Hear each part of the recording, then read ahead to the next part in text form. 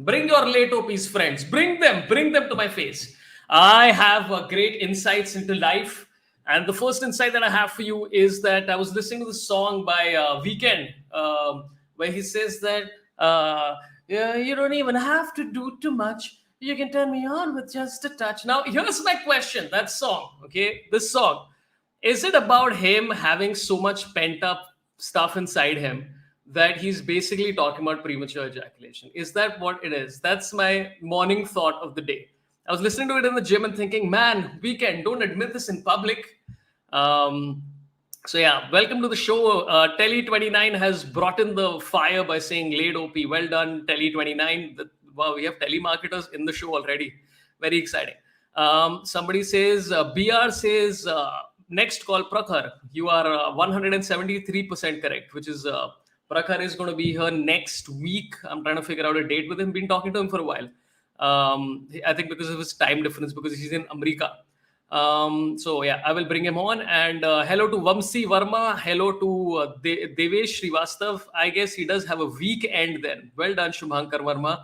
Congratulations on winning the internet and the award for best comment of the year. Devesh Srivastav says, looking forward to this highly intellectual conversation. Thank you so much.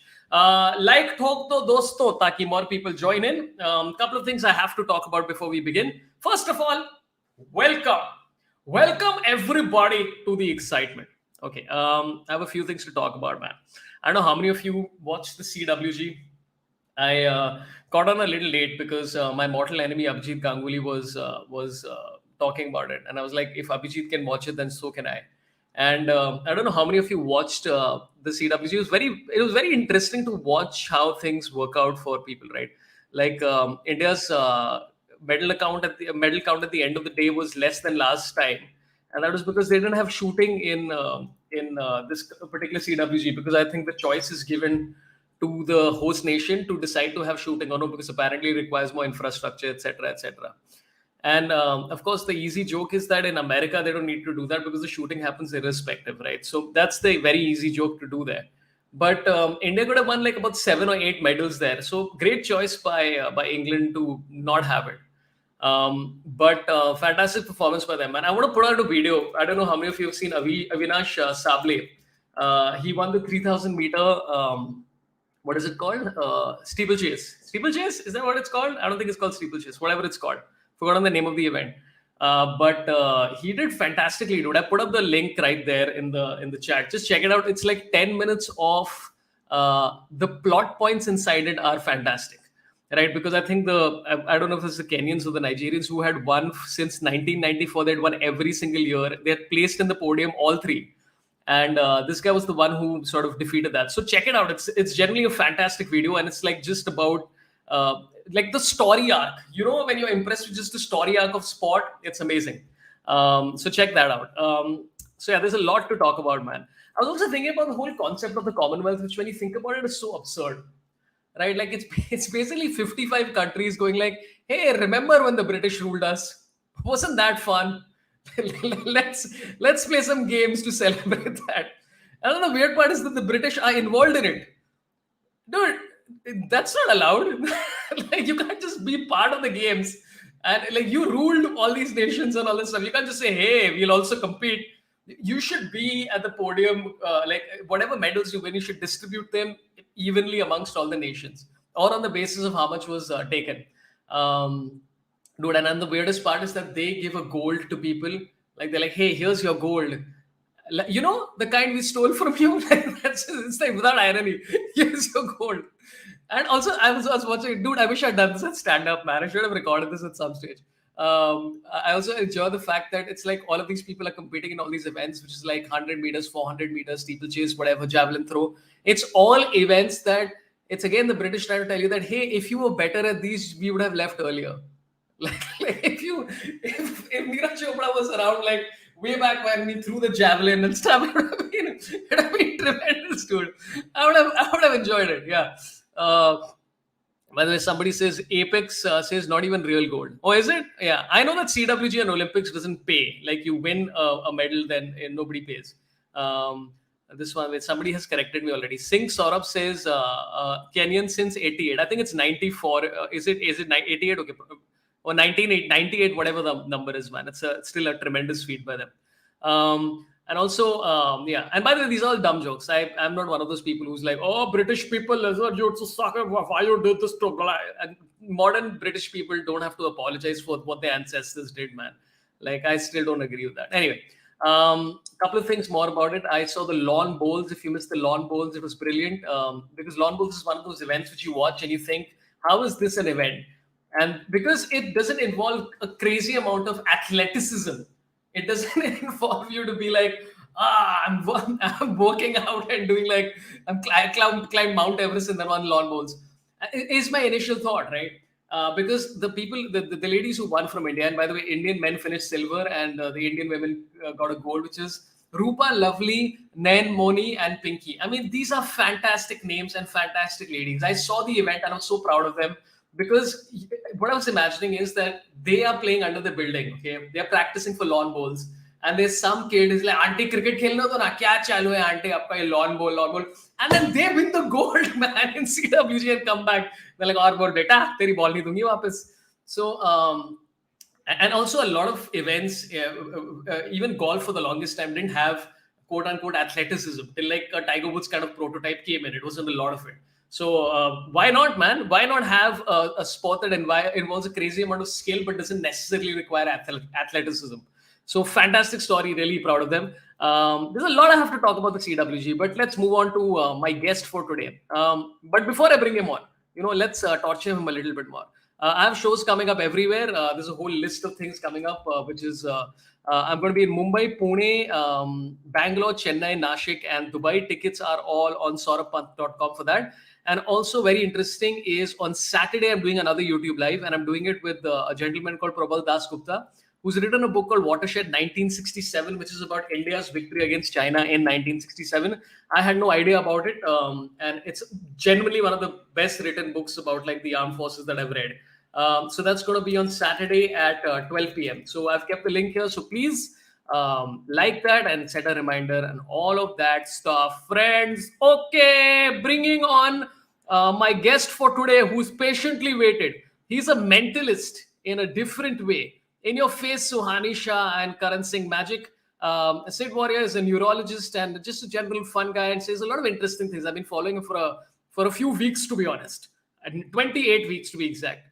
Please give it up for Dr. Sid Warrior. Hi, good evening, friends. What is up, dude? I thoroughly enjoyed having this front row seat to your impromptu stand-up show. Dude, I was going to so record this at some stage. I was in Calcutta and I had a great crowd. And then I had written the bit down in the morning, and then I got so excited with crowd work that I forgot to do it. And then later I was like, "You ass!" So yeah, how are you doing, Sid? This totally works, man. This is great gold material. Yeah, absolutely. How's things? What's happening? I'm doing very well. I'm glad we are finally sharing a screen. Yeah. This has been going back and forth since what, like 2 months, 3 months? Yeah. Where I was supposed to be on your stream, then I'm like, hey, you come on my stream, and then we're like, let's get a Abish on, and then both of us thought, why bring that person anywhere? Abish, that is not true. We love you. No, those are exact. Sid actually said that. I was like, hey, I like Abish, and Sid is like, no, that guy, you. Yeah. So, yeah. We have a mute, by the way, who's already said, I bet Sid is going to brag about his scuba diving experience. Damn, Newt, stop, dude. We had a deal. I'm gonna talk about it once, and that's it. Okay. Anyway. But how was this? Where did you go scuba diving? I was in Andaman, dude. I was there for a week. Just had an incredible time. But because Newt said that, I'll tell you all about it later. It's like this is like a revenge thing where it's like, yeah, you want me to talk about it, I'm not going to do it at all. It's streamer versus chat. So I did a stream last night and I raved about it for like 10 minutes. So this is probably them getting back at me. Yeah. But like, come on, listen, all of these stories are free. I mean, I've not even got super chat in like 2 weeks. So, I mean, come on, this is just pro bono nonsense. So if you repeat a story once or 7 times, who cares anymore? That's true. Chat, if you want to start demanding stuff, you know what to do. Yeah. Okay, I gotta ask you. I have many questions for you. I thought I'll do just like a complete dumb questions thing, but then I started watching more of his stuff again after yesterday, and then I was like, oh no, let's exploit your brain a little bit more. So my first question to you is: both of us have hair-related things Sure. happening, Sure. right? So Yeah. neurologically, do you think it's because our brains are too big for our hair to be accommodated? Correct. That is exactly the scientific reason as to why this has happened. I'm so glad we don't have to beat around the fast withdrawing bush. So, okay, moving on. Next question. Dude, okay, so I actually want to go back to a little bit of the basics, okay? So you are a neurologist. I'd love to know what your day is like because you sit in the you take appointments, you talk to people, you're a doctor, right? So Yes. what is a typical? I wouldn't say typical because I don't think any of us have typical days anymore. But do you have a typical day? I used to before the pandemic. I had a very Right. normal doctory day, which is you start your OPD at around 11 a.m. You see patients, you go around different hospitals, you see admitted patients, and then you come back to OPD, you see some more patients, and then you come back home and you sleep, and that's what a Yeah. normal doctor's day looks like. Then the pandemic happened, and everything went crazy, and now I have a very unorthodox day where I do Instagram shoots in the morning. Like, what the fuck? And then I mean I have scripting events. Like, I spend 2 hours just reading about stuff and scripting videos. And in the middle of all Wow. this, I still have my OPD and hospital and all of that. So what are the things people come to you? Because I was going through your profile on workhard.com. Is it work Oh God. hard? Is it work hard? Yeah, What is yeah. it? Is it Work hard. Yeah, work hard? Yeah. it's when you try to pronounce a German word. Like, nobody knows how it's pronounced. But Wokhart, Okay. that's Okay. a hospital that I'm attached to. That's in North Bombay. That's near Mira Road. And Yeah. neurology patients are basically anybody who has any problem with the brain, the spine, the nerves, and the muscles. Like, that's the system that is under neurology. So anybody who has anything wrong with any of this ends up in my OPD at some point. Wow. So were Yeah. you sitting? Were you sitting there during COVID? Because I've asked this question to multiple doctors, right? And the question is always like, what is the person who came in with the most unusual suspicion that they have COVID? Like somebody, I think one doctor told me that somebody came with a toothache and said, "Is this COVID?" Yeah. Somebody had a fracture. My favorite was somebody said, "I have a fracture. Is it COVID?" Have my bones gotten weaker because of COVID? Because I heard. So I Uh, was like, yeah. So oh man, has anybody ever come to you with some really like unusual like logic of what it is? the craziest one was erectile dysfunction. Uh, Ah, he had COVID, and then 2 months later, he comes to me and says that, listen, I can't perform in bed anymore. Is this because of COVID? And the craziest thing is, I couldn't absolutely disprove it because there have been a couple of papers that did connect these two things. yeah, So, but thankfully now he's okay. Like, he came back after 6 months saying, yeah, it's all better now. There is yeah, COVID has done some crazy things, like things we wouldn't have believed possible. Even the loss of taste and loss of smell, like when it happens, it's so dramatic. I don't know if you went through that, but it's really crazy. Suddenly you can't taste anything, and you've yeah. never experienced anything like that before. So yeah, COVID has been a crazy learning experience. Yeah, I can totally imagine, man. Like every time I'm doing a show and I talk to doctors, I ask the same question about this, like, and also like how the assumption as Indians, where we're like, oh, it took a global disease for us to start respecting doctors in this country. But we're like, yeah, let's not slap them today. It's like, Yeah, yeah, we are dude, maybe you shouldn't have been doing it in the first place. I don't know. we are very grateful that people were only slapping Bharatans for a while, and that was a great phase. And that was a distraction tactic. Like, हाँ देख मैं जानता है किसी को तो चांटा मारने गए तुम लोग को तो इसको ही मार लो. Sorry, I just got to Yeah. take this one comment because Shantanu has been going on about this for a while. Yeah, yeah, Shantanu yeah. Roman says, Saurabh भाई बहुत टाइम हो गया आपने Olympics sports athletes को नहीं invite किया like you invited HS Pranoy and Hmm. K Shrikant. I have been talking to all of them, to be honest. I've been messaging HS for a while. He's very busy doing shoots and all, because I think this is his downtime, so he needs a lot of ads and stuff like that. Most of the ads that you see for athletes get shot during downtime. तो जब तुम विराट कोहली को देख रहे हो कि वो खेल नहीं रहा अच्छी तरह, ये लाइक एड ही शूट करते रहता है, उसका भी डाउन टाइम होता है, वो डाउन टाइम में जाके शूट करते हैं यार। वो ऐसे नहीं है कि ब्रेक टाइम में वो बोलता है कि ये रवि शास्त्री हट रहे, प्रैक्टिस नहीं करने का मेरे को। तो Edge is busy doing a shoot. Kidambi's, I mean, they were in the Commonwealth, so won't be possible with them, obviously. And then Viren Raskina and all I've been talking to, but I think they've had a lot over the last few weeks with the Commonwealth, so I think they're all tired. So probably post maybe 7 to 10 days I'll do it. So thanks. Yeah. In a parallel universe with the whole chess events happening, that is something. Yeah. I don't know how interested you are in chess, but the Olympiad was crazy. I was actually there. Please tell me more about it. I honestly didn't follow it at all, but I'm going to check the highlights out probably like tomorrow, day after. How was the whole thing? The backstory is that it was supposed to happen in Russia, and when the war started, we kind of jumped it. We actually there was a team that reached out to the FIDE, the World Organization, said that listen, India is a great alternative.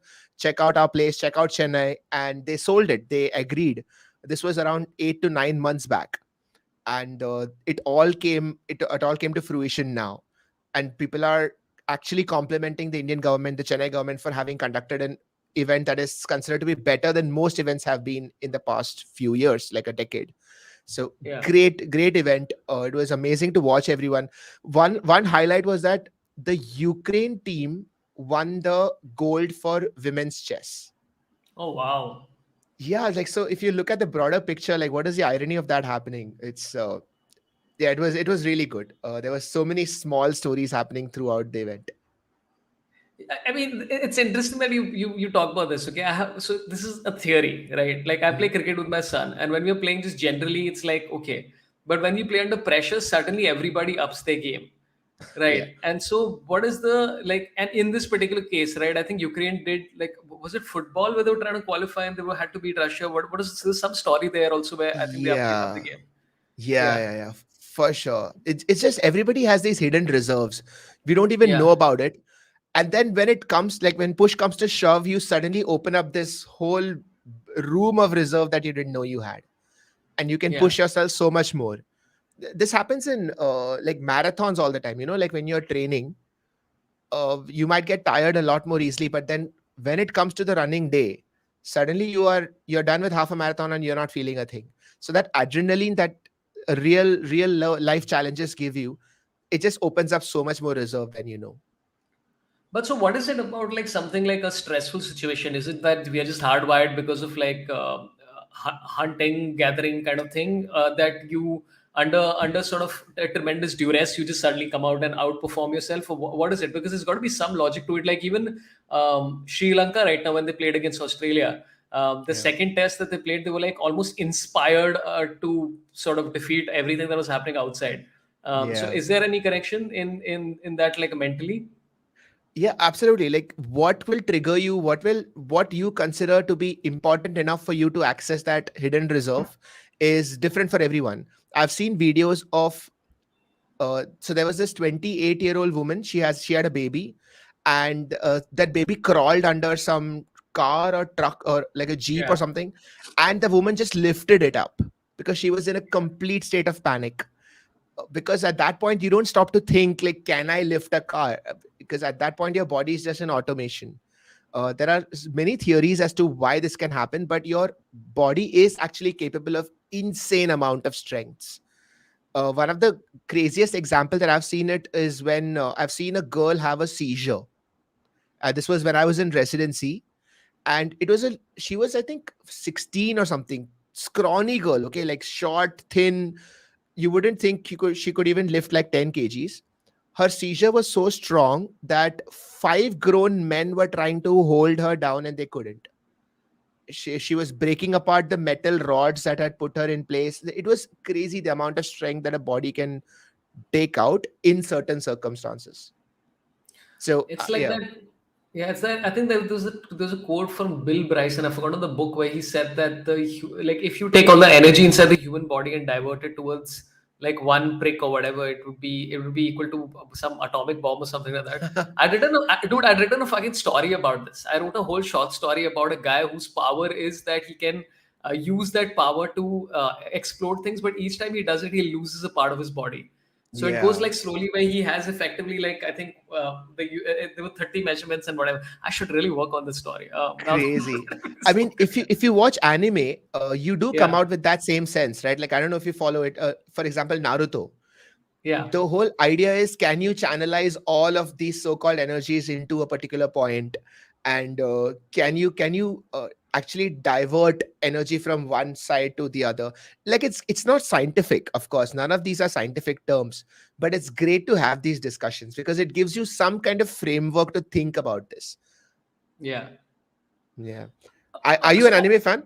Just out of yeah, dude, curiosity. it's so weird that I was talking to people at a channel called Sony Ye, and they Uh-huh. have a channel where they I think this they're putting Naruto in 5 languages, etc. So I was talking to them for some brand promotion kind of thing, Right. and I had seen Naruto briefly as a younger person, and I think I Mm. just outgrown it because it was like slightly.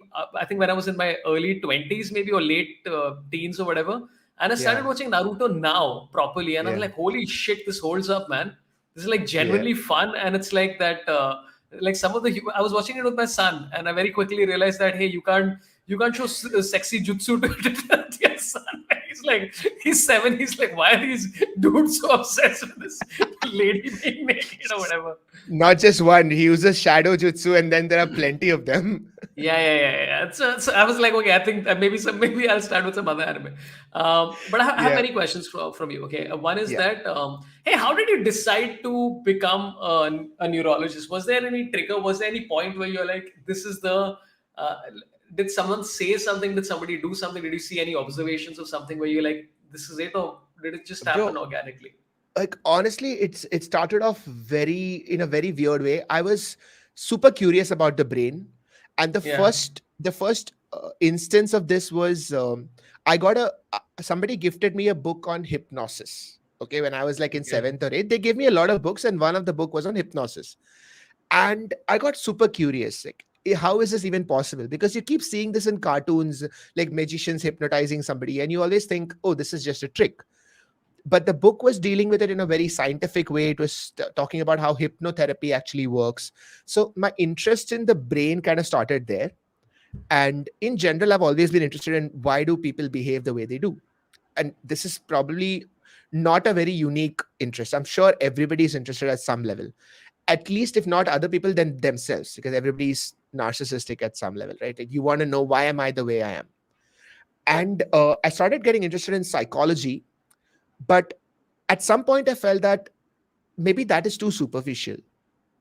Like, I want to know the hardware side of it, to put it in a different way. Like, I want to know the hardware side of it, not just the software side. So that got me into medicine, that got me into understanding the whole human body, and then you specialize in the brain.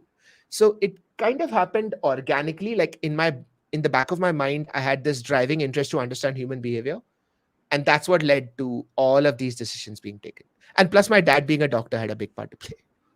yeah. That's, I'm sure there's something to it. Yeah, Yeah. parents influence, but yeah, it's interesting about the hardware versus software side of it. I think it's as a psychology, but I think because you're constantly spending so much time trying to figure out like the sort of nitty gritties of the brain, and literally Yeah. the nitties and the gritties of it. There is a lot of like, I think you're mentioning in some podcast where most people judge people, and you do, or what is it? You said something. I don't know what the Uh, term was, but you said like some analysis or something it was. I'm like, yeah, this is a yeah. very interesting neuroscience way of saying I'm judging you right now. It's great. Oh, yeah, Um, yeah, yeah. That's, I mean, in a way, scientists and doctors do get to judge people without really calling it judgment. yeah, Because honestly, people don't mind being judged as long as they're not threatened. In fact, I right. have come to the realization that people love being judged.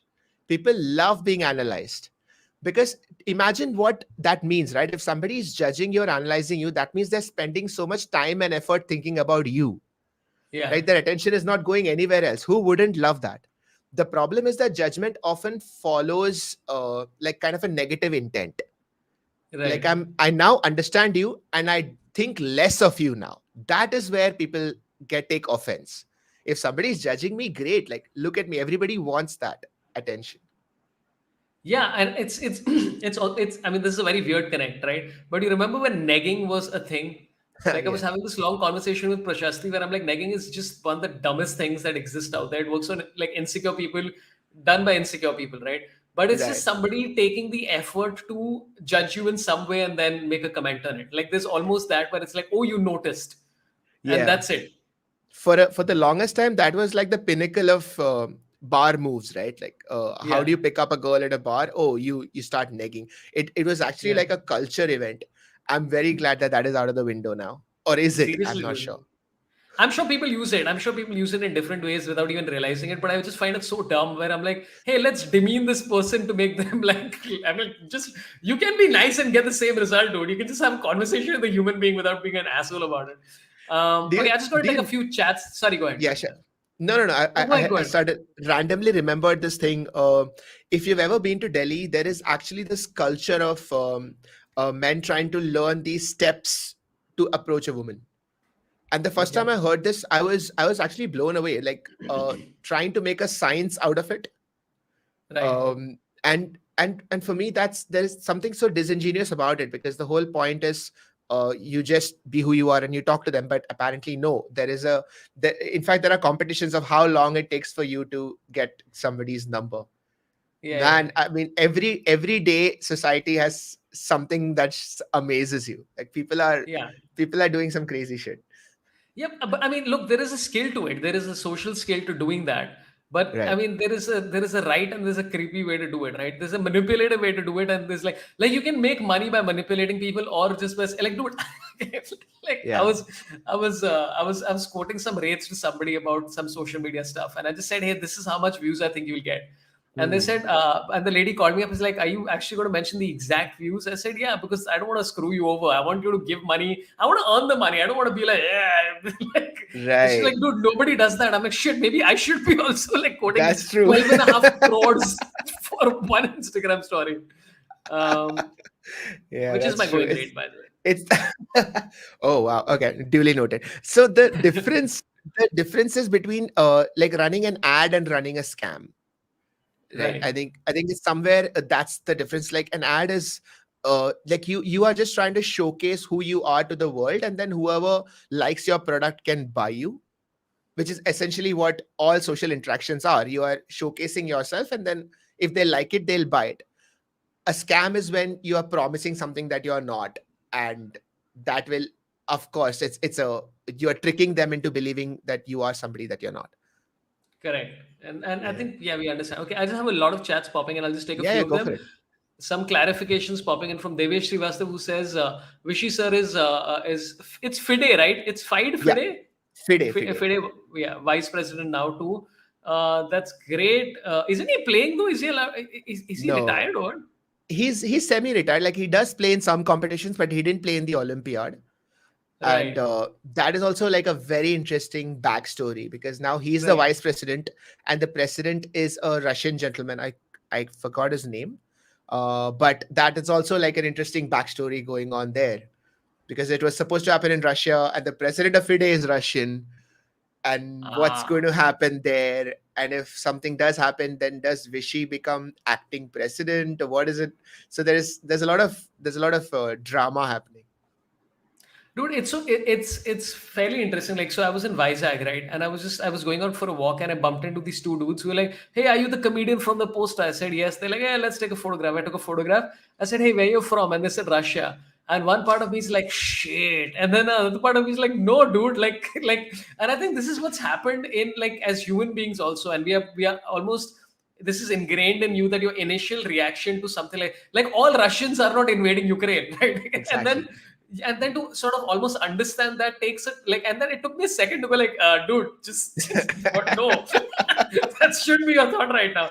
So then I started to Dude, be nice to them, and then I realized they don't really understand my English anyway. So it's like a this pointless is this exercise. is such a dark spiral, because that's the root cause of all these, like, racism, right? Yeah, It's like a cognitive bias. You don't want to put in that energy to try to understand each individual person, so it's so easy to just label them under the broadest definition that you can find, and then Yeah. judge everybody according to that. Like it's so much easier for your brain. Like all Russians bad. Okay, phew. I don't have to think anymore. Great. Yeah. But as soon as you introduce probabilities and maybe this Russian is better than that Russian, like who has the time? That's what Yeah. all racism and all of these cognitive biases are based on. Yeah, it's just the laziness. Okay, Laziness, yeah. yeah. Devesh Srivastava says short history of nearly everything is the book name, and it was about potential energy. Right. Absolutely correct. Yeah. Fantastic book if you get the chance to read it, and also check out the audiobook version, which I absolutely loved the audiobook version because I Mm. think it's Bryson reading himself, and you can literally finish it off in like take your time with it. I took like I think 12 days because it's so much. It's a very interesting book. Yeah. Okay, my old friend Kaustubh Bhalera is back with the first super chat of the day, who says, keeping the tradition going. Hi, Sorabh and said. Thanks a lot, brother. Really appreciate it. Nice. Okay, Rohan Patil has asked this question about 5 times, so let's get this asked to you. Are Mhm. neurosurgeons less busy as compared to other doctors? Which type of doctors are the busiest? Oh God. No, man. Okay, all specialists are super busy, unless Yeah, they also happen to be creating content on Instagram. But other than that, neurosurgeons. So the difference between surgeons and physicians is that for a surgeon, each surgery takes like 4 hours, 5 hours. So they may have like one or two, three surgeries in a day. Whereas a neurologist will see a patient for half an hour, maybe 20 minutes, sometimes 40 minutes. So the number of patients that you see in a day differs if you're a surgeon or a physician, but the time that you spend at the hospital is pretty much the same. After maybe 2 to 3 years, every specialist will have a crazy amount of practice and they are in the hospital all day. There's no difference. yeah. Mm. I think the busier you get, the this thing. It is okay. I want to after this just come to you, like after these chats, I just want to come to you about questions about the brain of children, because I'm very fascinated, because I keep seeing my children do interesting things, and I'm Oh like, yeah. this is a yeah. How old are they now? 7 and 5. Okay, we'll get to it. Yeah, we'll get to memories of kids, because yeah, we'll get okay. Chinmay Mishra says, "Hi Sid, I'm interested in subliminals effects towards brain consciousness. Can you say something about it?" Subliminal effects on brain consciousness. So all effects are actually subliminal. We are constantly picking up on like a billion impulses, but we are only aware of I think 8% of inputs that our brain is getting. So if you put together everything that we see, we touch, we hear, we smell, we taste, we are consciously aware of only like 8 to 10% of it. So everything else can be considered as subliminal. Just because we are not aware of it doesn't mean that no part of your brain is aware of it. So at some level, your brain is getting influenced by all of those other things as well.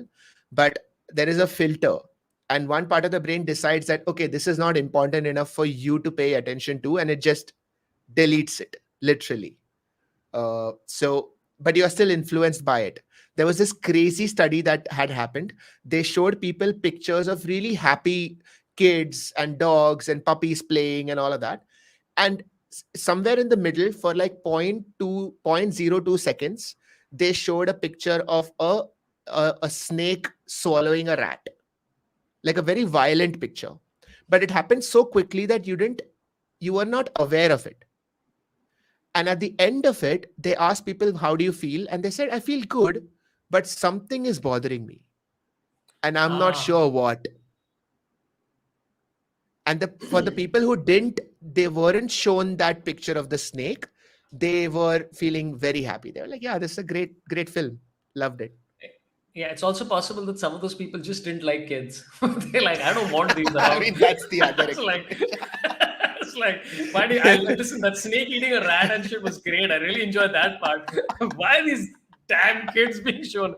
I don't want them around. Stupid. Triggers my commitment phobia. Yeah, yeah, yeah. Oh, listen, all of us have it, man. I don't think like Oh, God. like. Okay, so I have this question, which is about. Okay, I'll just take this one last thing from Yeah. Shubhashmit Gupta, who is a member and Mhm. a good dude. He's come for a couple of my shows, and he gave me a book which I have 4 copies of. Let's Oh, not wow. get into Ravi Shastri's autobiography, whatever that crap book was. But I still appreciate the gift, as we discussed, Shubhashmit. Gold-winning Ukrainian female team didn't interact with the FIDE president on stage. Even he was. Mm. Oh, that's an awkward Wow. situation, man. Shit. Yeah. Wow, Oh, damn. that's You know, very I didn't awkward. pick up on that. That's so crazy. Like, I was in the audience, but I didn't really pick up on that interaction. Wow, Yeah, that's insane. And of that course, like, is. you wouldn't want to, right? Like, if one team is attacking your houses back home, Yeah, I mean, you wouldn't really. Wow, that's crazy. yeah. That's going to be a tough one. It's like, hey, thanks for what? Thanks for. Thanks for the gold. Now, can you leave us alone? Wow. Yeah. Okay, so I have this question about the minds of children. Okay, Yeah. so my sister has memories of the childhood and all, which Mhm. I'm like, what did this happen? And she's like, yeah, when we were Mhm. three, like Indira Gandhi came and gave us a high five, and I was like, what are you talking about, dude? I mean, it didn't Wow. happen. I'm just saying, like, Oh, I'm okay. just saying that's her memories, like just absurd stuff she remembers. And I don't remember much. I remember like weird things about like how I went to sleep under a jeep.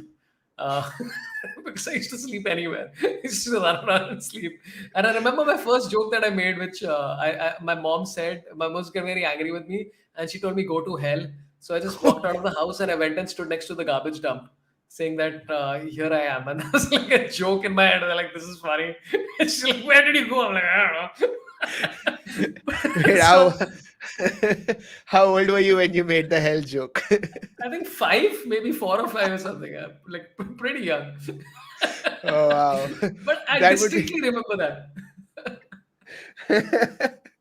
going to the dumps since 5 years old.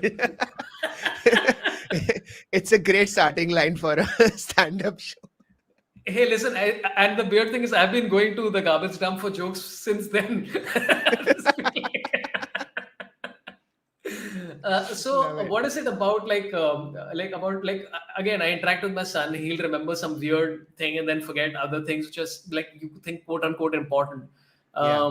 So what is it about like like they say this is what I read is that a child's brain is fully developed only by about 3, and then that's when your this thing kicks in. Is that true, or what is it? No. I'm No, just no, very no. curious about the Absolutely memories of not. children. No, uh, absolutely not. That's not true at all. right. When a child is born, their brain is still developing, and it actually keeps developing very, very fast till around 8, 9, 10. Then it slows down a little bit and it keeps developing till 18, 19, 20. And then it slows down even more and it keeps developing till 25, 30, 35. And it slows down even more.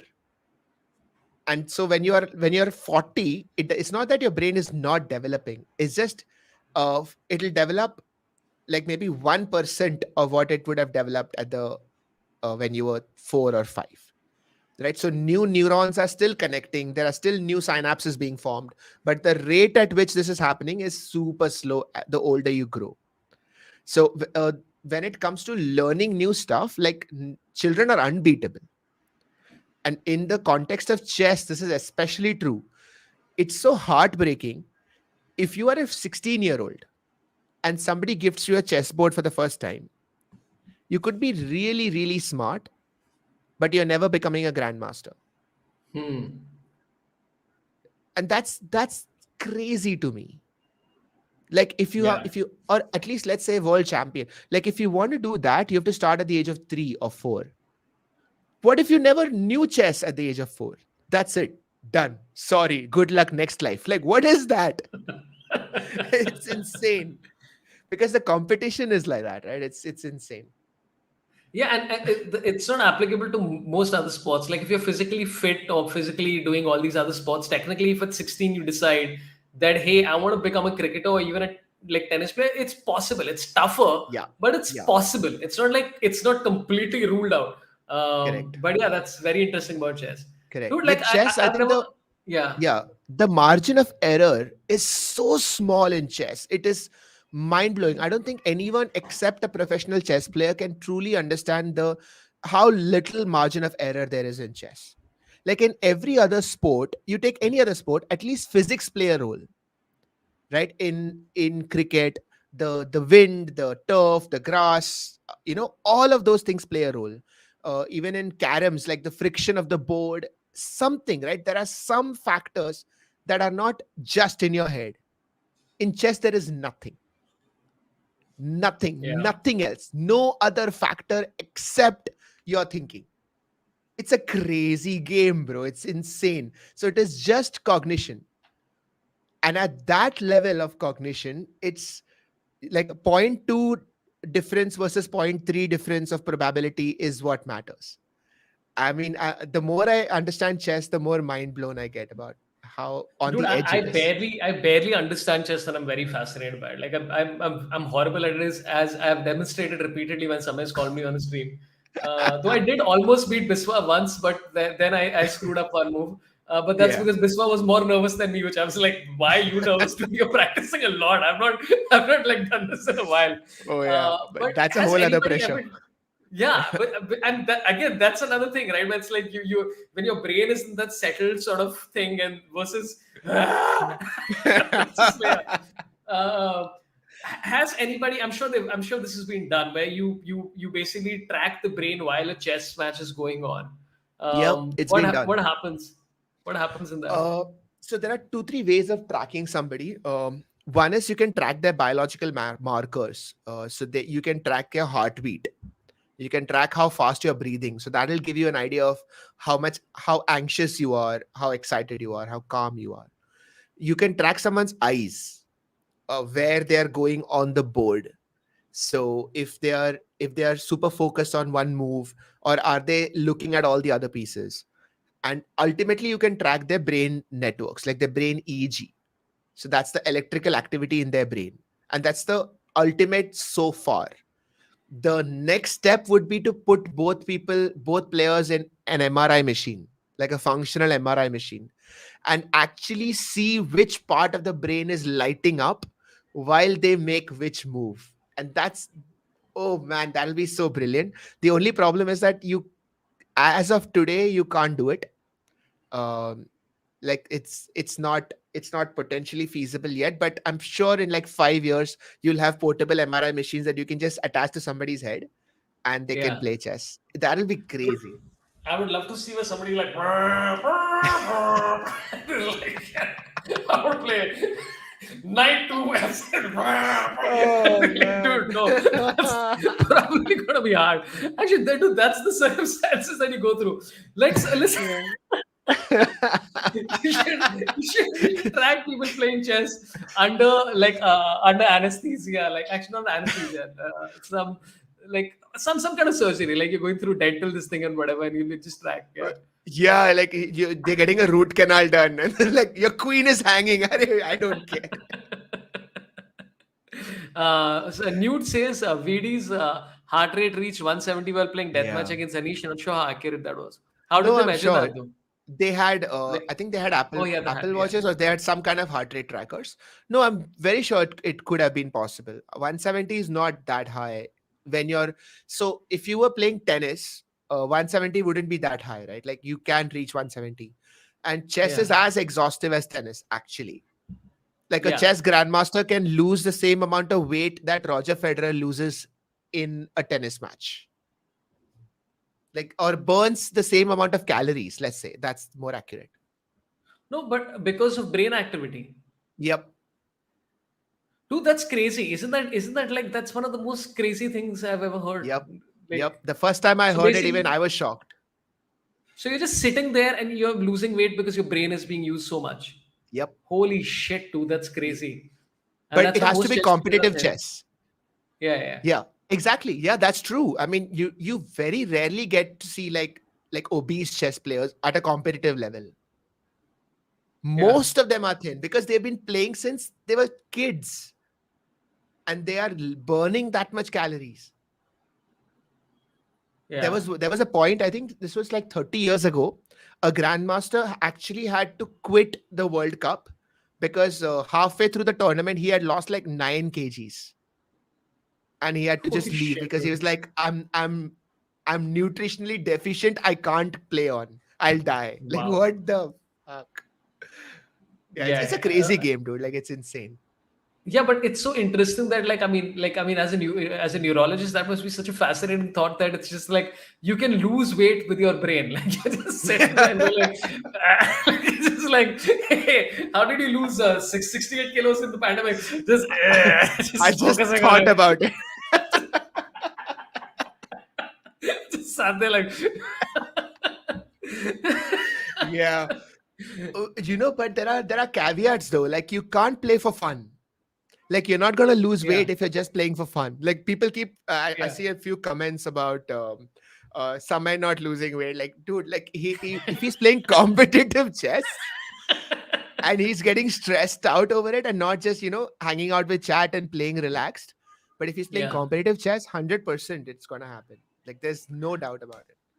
Dude, but somebody just raised. I think Shantanu was asking about what are your favorite moments from CWG, etc. Mhm. Avinash Savle. I honestly didn't see Achanta Sharath and Sorabh Ghoshal I saw was great. But yeah, the bits that I saw Avinash Savle. I don't understand why chess is not part of like the Yeah, Olympics or CWG. exactly. And And this is the same discussion. It's part of the same discussion. yeah, Pe- like People cricket I think can chess is understand not an because athletic game. yeah, but like neither is lawn bowls, neither is like there was another one which you were playing, which is called what is it called, man? That curling. Curling is not like a I have athletic no idea game. what It's that it's is. curling is basically it's I think played on ice where you take this. It's basically the same concept as lawn bowls. Lawn bowls, the Oh, idea is that there's a yellow ball and you get a chance to. You get, I think, yeah. two chances each, and you need to get it closer to the yellow ball, and it can exist till the end. So it's actually quite exciting to watch because Right. right till the very end, it could completely displace the final result. So it's actually fun to Okay. watch in that sense. And Right. curling is roughly the same concept where On you, but ice. it's on ice. It's so you Okay. basically instead of throwing a ball, you throw this thing. So it requires Hmm. skill, but it's not athleticism. Correct. It's yeah, but I guess I don't know. But cricket I can understand because for a while it was like it requires a stadia, multiple Yeah. stadiums and stuff like that. But chess Yeah. requires a hotel. Like you can do it in like Oyo rooms, like Oyo rooms in Birmingham. I mean, you know what? Like, there is the only way to circumvent it is just play outdoor chess. You get those big chess pieces Yeah. and just fucking put it on a lawn and let people move those pieces. It's fine. Everybody wins.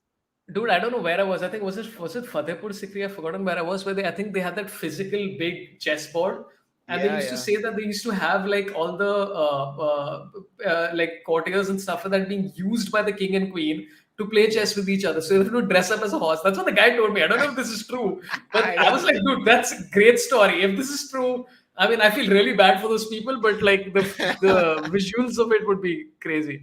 Oh, yeah. Uh, Devesh yeah. has just said something interesting. Have you heard of chess boxing? Yeah, yeah, I've heard of chess boxing. Yeah, yeah. Yeah. I I haven't don't think seen it, it's but even I yeah. haven't, but it'll be crazy to watch that. It should happen in India. You should suggest to Samay.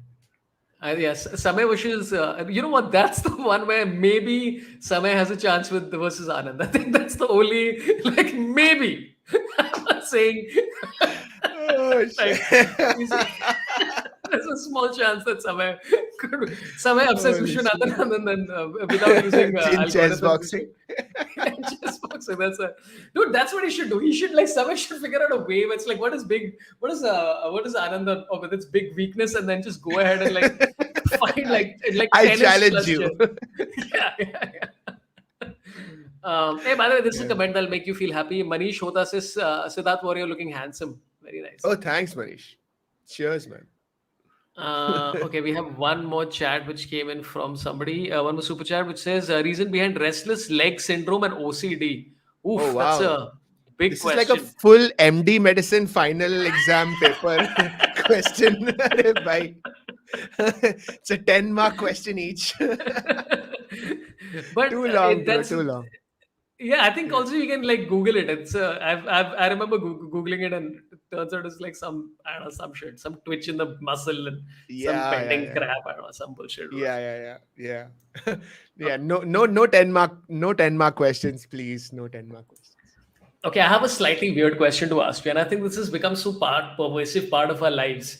I'm just very Mhm. curious about the sort of neurologists behind it.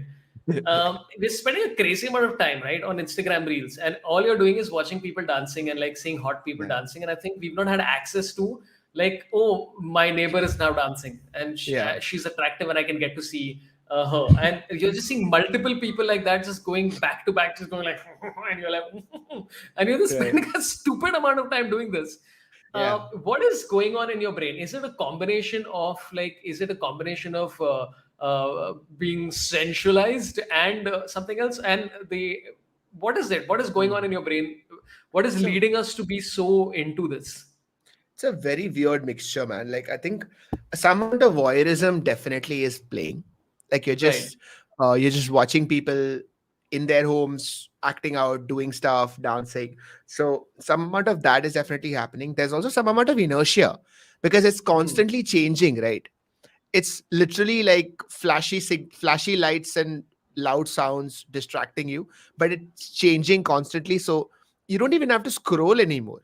The reel changes by itself. You literally just have to hold it in front of you, and you're Yeah. just entertained in bites of 30 seconds or 40 seconds.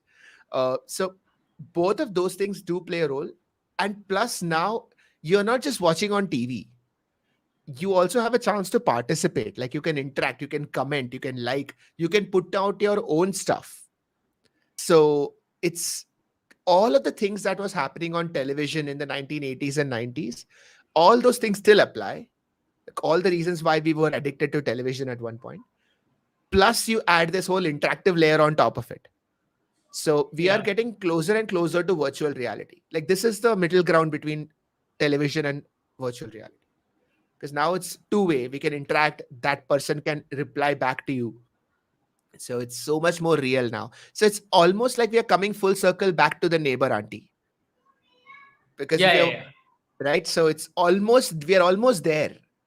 Except now we are looking at the neighbor auntie without ever leaving our room and not in a creepy way through the window. Like it's all in virtual reality.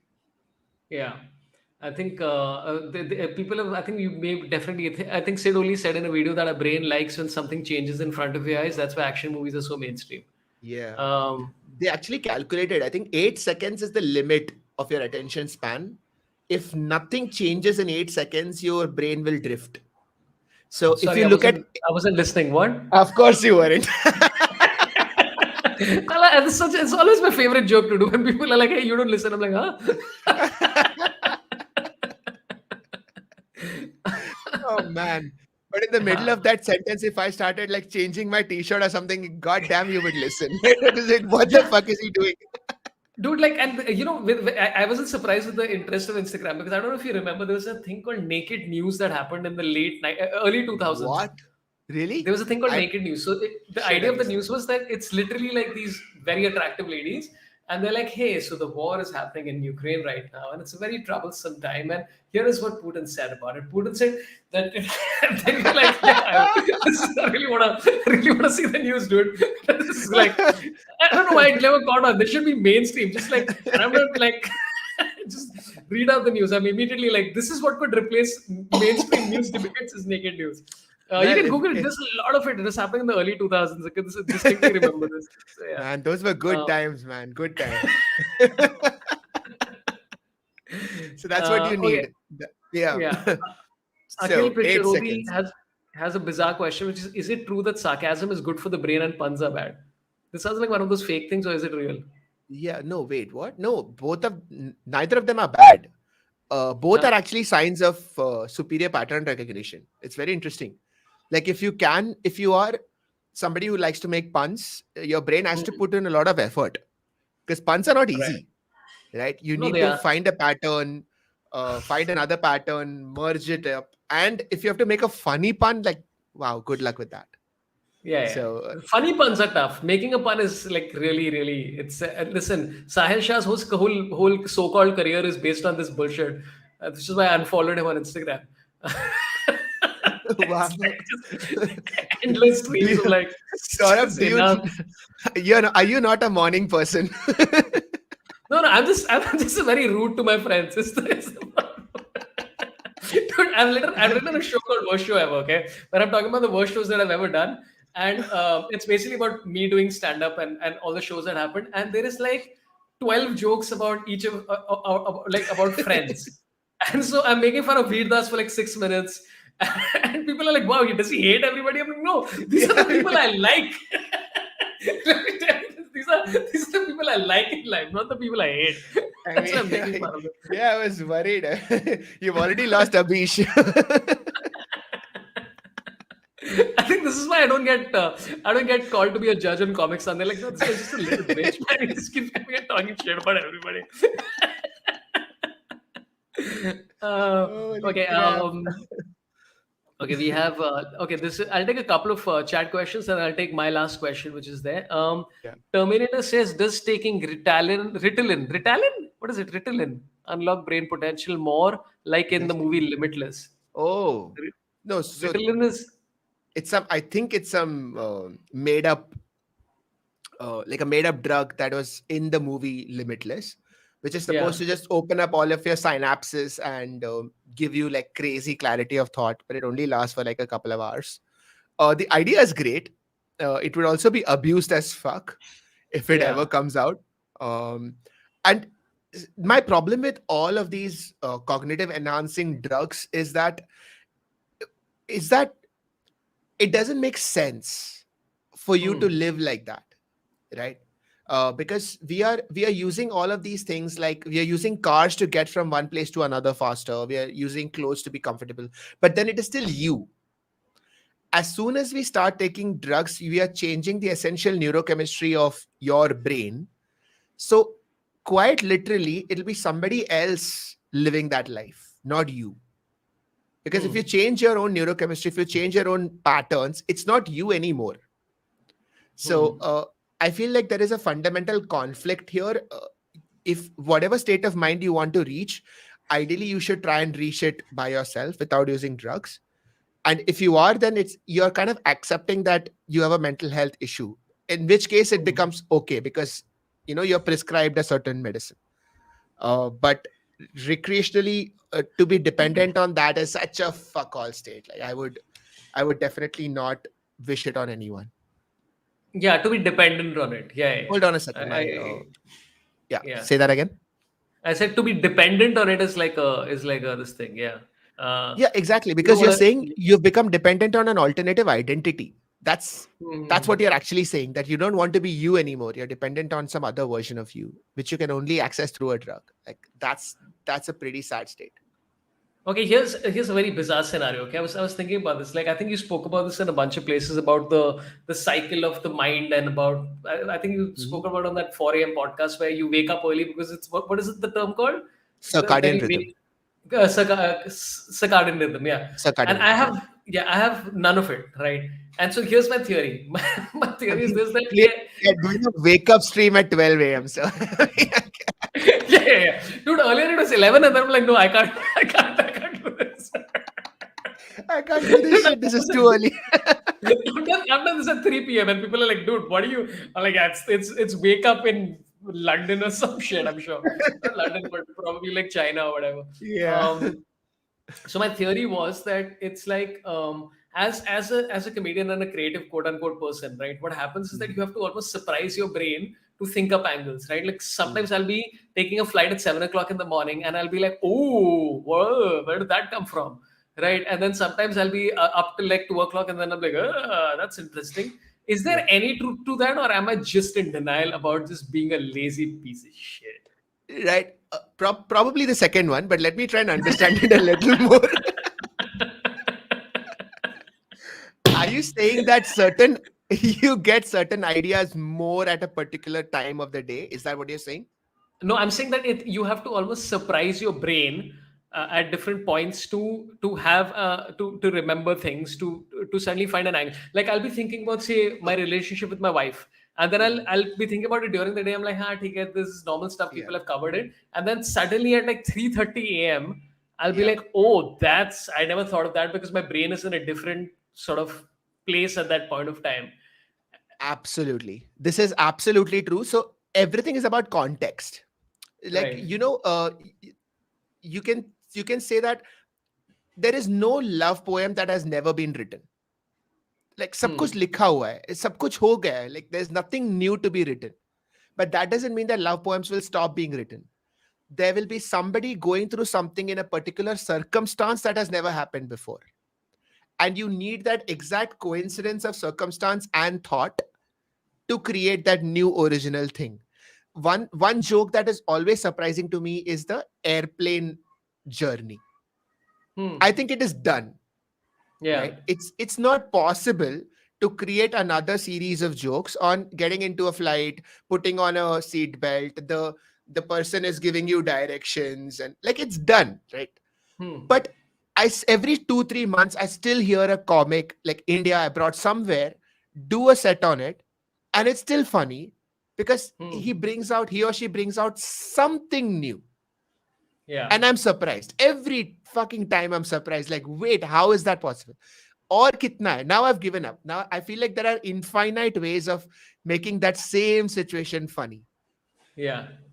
And if I tell you, okay, make it funny now, probably nothing will come up. But then, if now that I've put this idea in your mind, maybe next time you're eating bhel puri or something, and then suddenly bhel puri will meet airplane travel, and some joke will come up. Like that's Yeah. Yeah. how randomness happens. Yeah, like, but it's true. Like, so the joke that I had about planes, right? I had a Mhm. very basic thing about, like, I always take the window seat because I don't like to stand up when the plane lands, because everybody stands up, right? And that's the thing which is everybody's done for a long time. And then I was Right. like, but why do we stand up? There's got to be a logic behind why we stand up. And then I'm like, okay, it's Yeah. because we've been used to traveling by trains for the most part, and most Indians have just translated into being in planes now. So we think that the plane is going to land and then leave. And I'm like, no, it's going to stay. This is not like 20 से आपके पास 20 second है Nizamuddin station में उतरने के लिए, तुम्हारे पास है time. So that's the angle. And I was like, oh, that's immediately funny. Then I can explore this, right? So it's like, yeah. Exactly. Oh man, oh man. Exactly. Now, but now this is done. Now the Yeah. next time you have to create a joke on it, you'll have to wait for Yeah. some very random thing to strike you. Yeah. And that'll Yeah. be Yeah. even Yeah. more. I wonder if it is how exciting it must be for you. Because at some level, I don't think you create jokes voluntarily. I think they come and then you kind of make the best use of it. Right. But the original idea, is it really in your control? Or is it like a spark? I think the thing is that you have to almost, like, I think what you said about flow state, right? Where it's like, I think you Right. mentioned one of the things about having a flow state, and that's Yeah. the time when it, dude. Like, I've been doing 2.5 hour shows nowadays. Like, I did Okay. like a 2.5 hour show in Vizag and all that kind of stuff. That's And there's long. a, That's yeah, and there's a lot of self indulgence to it, but the self indulgence comes from a place of, like, I want to be able to have this as loose as possible, so that by the mm, time it's tight, it's like tight, and it's also unusual and unique in itself, right? right. So the show has a lot of, like, hey, bits where I'm like, hey, this is hacky, I'll probably remove it at some stage. But a Yeah. lot of the bits have come from literally putting yourself in that position where you're like flowing joke, and then exactly what you said, where you'll just be dreaming, like you'll Right. just be daydreaming, and you'll be just like, and you're like, and then Oh, the most fascinating thing is how the connections happen in your brain, right? right. Where you're having a cup of coffee, the cup of coffee is called Sleepy Owl, and then randomly you're thinking about your friend Nitin because you used to do an impression of an owl, and then you're like, hey, remember that time when we were in college with Nitin and the economics teacher said X? And Right. then that's the joke. It's not even, and you're like, the brain makes these connections so quickly, Right. and almost like the reflexes of the brain are fascinating. It is. And the crazy thing is that everybody in the audience right now is listening. Yeah. In every one of your brains, the same kind of connections happen. But the the difference is that you as a stand-up comic is now trained to understand this is a joke or this is the potential of a joke. And somebody else, even if they're seeing the same thing and they're getting the same series of thoughts, they can't pick up on the joke. And Hmm. that's where your brain is wired differently now after all these years of stand-up comedy. Like I've seen the Yeah. same thing happen in medicine. So there will be a intern, like a first year MBBS intern. There'll be an MD physician and a super specialist, all three looking at the same patient, and they're saying three completely different patients. Because the intern will make one diagnosis, the MD will make another diagnosis, the DM will be like, no, no, no, this is not it, this is it. And it's Yeah. crazy, like same signs, same whatever, rash on the hand, whatever. But the way they interpret that information is so different because their brain is wired to take it in differently. I think it's the same thing with stand-up comics as well. But so, in medicine, it's an exact thing, right? Like, so is it like, is it always, because I again spoke to, like, doctors, and especially like junior doctors about this, And they told me about the arrogance of senior doctors in certain parts of India where they're like, nahi, yahi hai. And they're like, nahi hai. And then they found out later that I had a whole conversation with somebody in Nagpur about this where they were like, there was like, I think the video is out there somewhere on Instagram where the guy said something and the other guy said, nahi, nahi, aisa kuch nahi. And then it turned out to be the junior doctor was right. So in this particular situation, is that where the trustworthiness of a doctor steps in is when you've been proven right repeatedly? Or what is it? Yeah, I mean, trustworthiness, I think, comes from two things. One is, of course, if you know your stuff and you are proven right. And also, if you've been proven wrong, how quickly can you just accept it? Because it's all about evidence, right? Whatever evidence I have collected, if it is taking me to one particular diagnosis, I will stick to it. But as soon as I get evidence that is against it, I should be willing to let go of my earlier diagnosis and switch to the new one, and not let ego come in the way.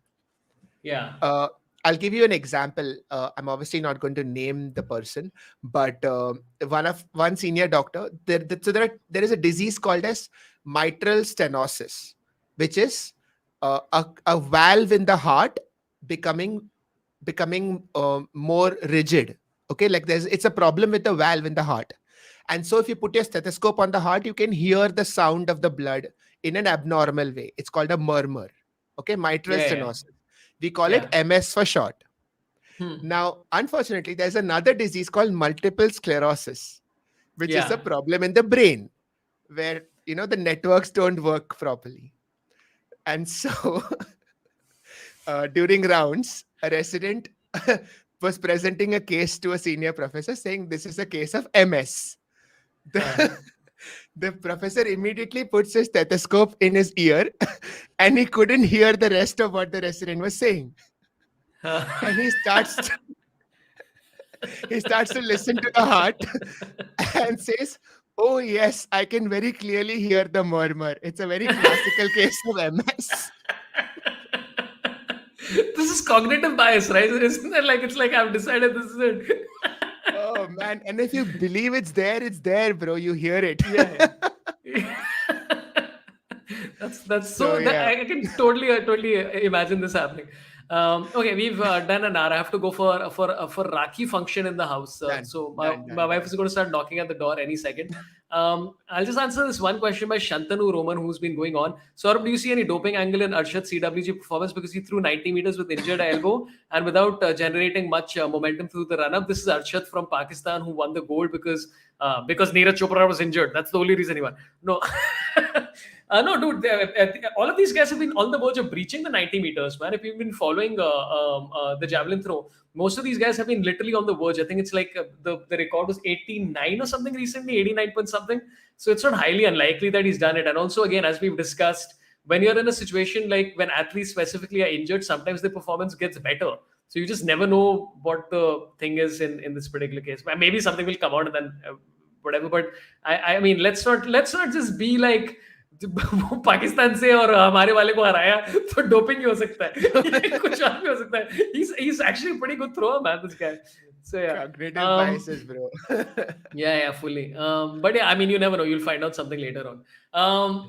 Sid, anything you'd like to plug? You have a YouTube channel, your Instagram is very interesting. I'll be putting the link for the Instagram and the YouTube in the description as well, so anybody wants to follow Sid there, please do. Anything else that's coming up that you would like to promote?